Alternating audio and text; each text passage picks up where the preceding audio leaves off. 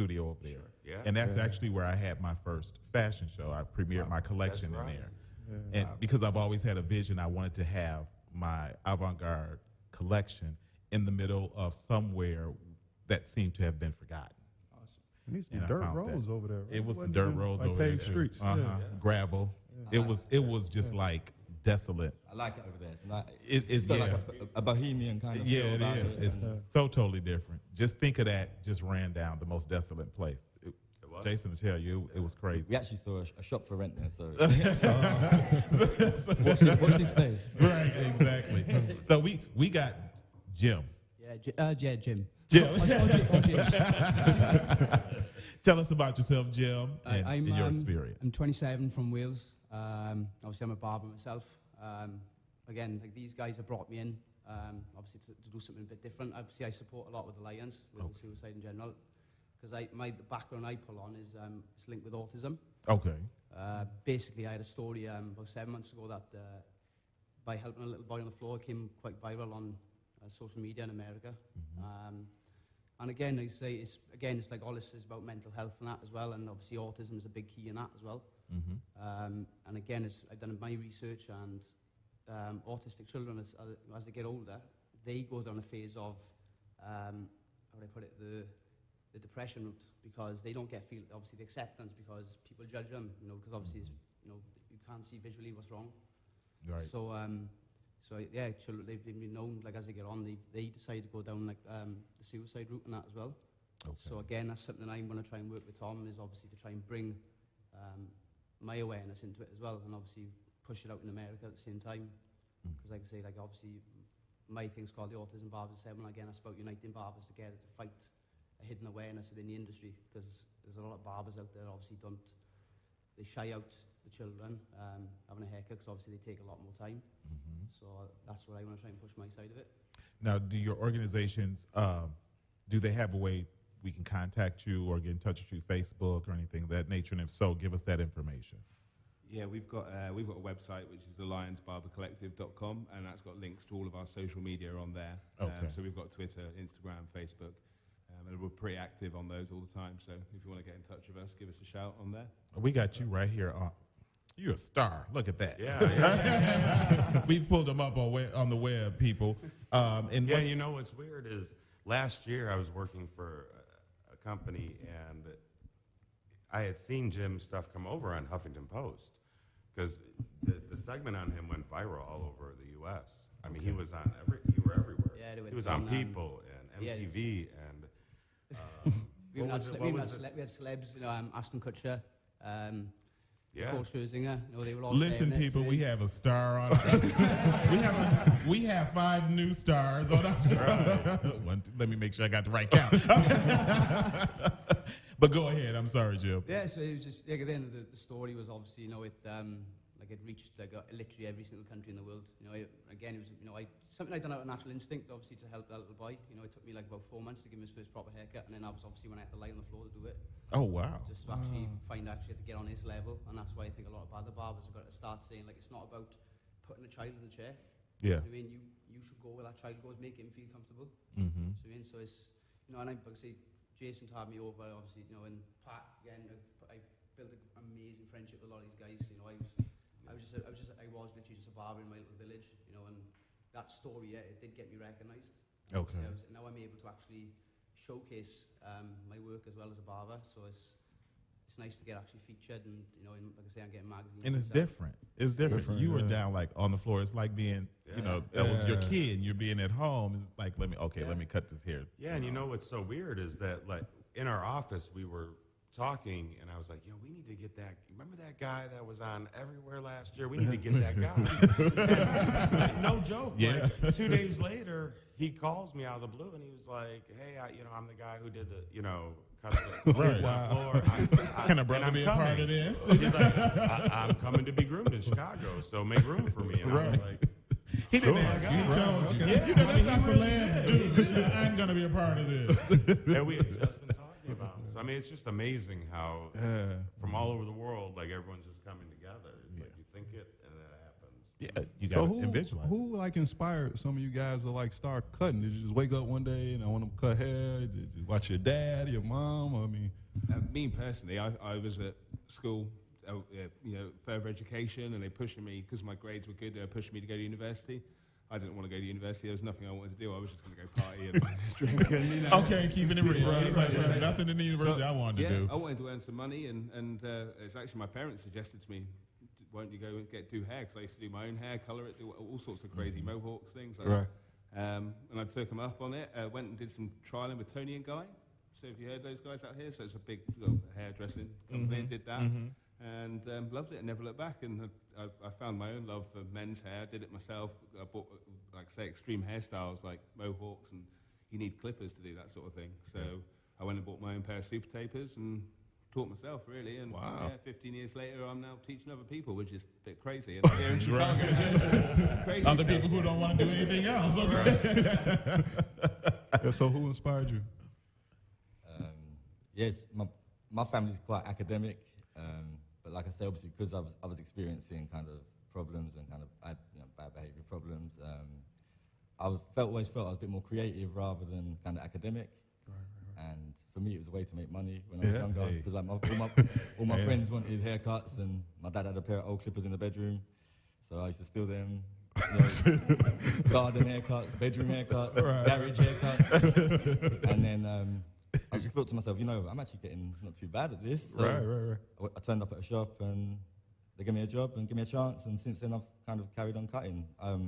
Myself, I'm inspired by a lot of American barbers, so I'd say my styles are a mixture of the old traditional English type barbering, Italian barbering, but the last 5-10 years it's been more kind of what I see that happens in the US. That's kind of what I do now. So Well, it was actually my mother was the one who actually got me into it. Like I say, I left college, didn't have a clue what I wanted to do, and then I just decided to. I always found I was quite creative with art in school, so I thought, I got nothing to lose and try it out. I was very lucky to get into quite a big hairdressing shop back down my way, so I was very lucky to have that guy to get behind me in sport. And then age of 21, my father was. They got behind me to obviously support with the money and that, so they set my own business up. I actually failed the first one.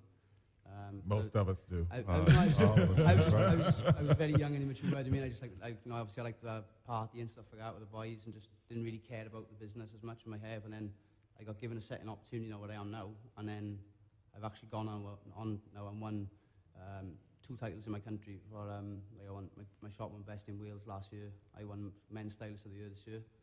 So it's like, now I'm getting inspired by, obviously like Pat, Tom, Lawrence. I mean, so it's about bouncing off each other and learning. And like I say, you can never stop learning this trade. Right. So In anything. Yeah, so I say it's mint. It is really good. Right. That's my You can't run now, you're a star. So Right, exactly. They're looking for you now. Yeah, I started working barbershops when I was 13. My 2 uncles barbers. My dad was a barber for a brief time. That was pretty much my inspiration. I won a soccer scholarship to Notre Dame University back in 1994, it didn't work out. So I kind of went back working barbershops and stuff like that. So it's for me, it's an industry that's a very, very sociable industry, and it's you're meeting some really, really cool people every day, and it's an industry that's evolving all the time, and the world is getting smaller within the industry, and we're all learning from one another. And I think B-Groomed is going to be the beacon of that. We hope to kind of take B-Groomed around the world and promote that etiquette.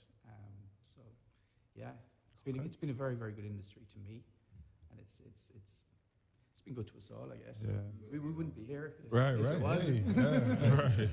Now in the UK, now I know you guys only been here for a while, but if you drive through a lot of neighborhoods, you'll see. I mean, like you throw rocks at barbers. So is it like that in the UK as well? in certain communities. Certain neighborhoods, okay.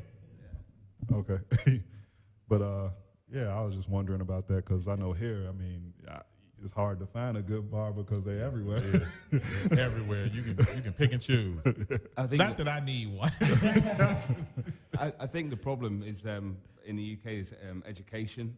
I've just been invited onto the industry board of barbering for City and Guilds, and City and Guilds basically provides the certificates, and the it basically is the so you get a license, barbering license or hairdressing license. The City and Guilds in the UK would give you your license. They put the curriculum together, and I think the board that they're putting together has been fantastic. They're getting some great names on board that really want to drive the industry forward. And whichever way we look at it, the kids are 100% in the future. So they're the guys coming through. They're the guys going to be the future of the industry. So if we can get their level of education up higher, then and make sure that people are actually doing the job properly, because I know that in MVQs they get the funding when the person completes everything.